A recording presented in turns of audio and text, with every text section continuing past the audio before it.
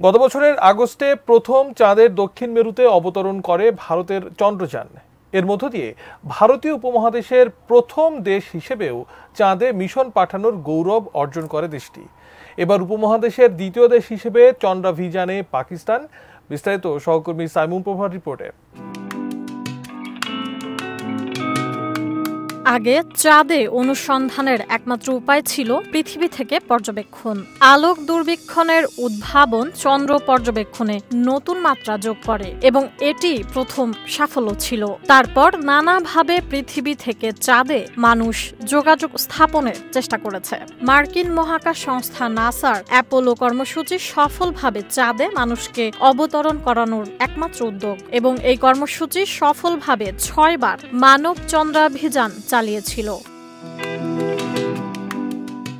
চাঁদে মানুষ প্রথম পা রেখেছিল 1969 সালে, যখন দুজন অ্যাপোলো 11 নভোচারী চাঁদে বৈজ্ঞানিক যন্ত্রপাতি স্থাপন করেছিলেন এবং পৃথিবীতে চন্দ্রশিলা ও বিভিন্ন নমুনা নিয়ে এসেছিলেন। 2019 সালে চীনের মহাকাশযান সাং ও 4 চাঁদের দূরবর্তী অংশে প্রথম মনুষ্যবিহীন অবতরণ পরিচালনা করে, যা সফলভাবে চাঁদে ইউ2 চন্দ্র রোভার স্থাপন করেছিল।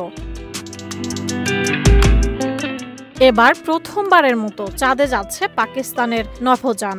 জানা গেছে চীনের সহায়তায় প্রথমবারের মতো চাঁদে স্যাটেলাইট পাঠাচ্ছে তারা। পাকিস্তানের এই চন্দ্র মিশনের নাম দেওয়া হয়েছে ICube-Q।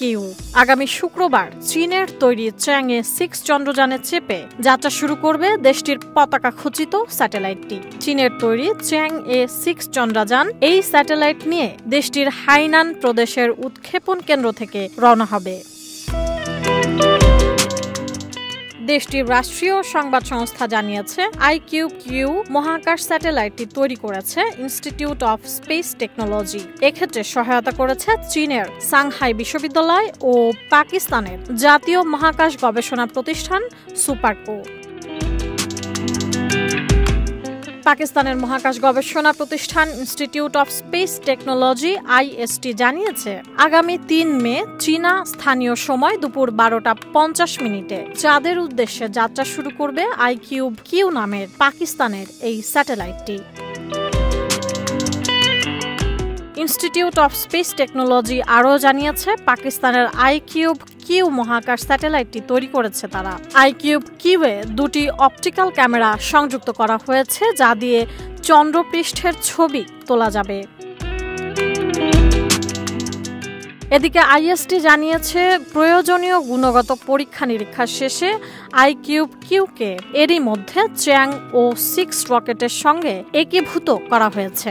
IST তাদের অফিসিয়াল ওয়েবসাইট ও সামাজিক যোগাযোগ মাধ্যম প্ল্যাটফর্মগুলোতে এই উৎক্ষেপণের বিষয়টি সরাসরি সম্প্রচার করবে। সাইমুন প্রভা, ATN নিউজ।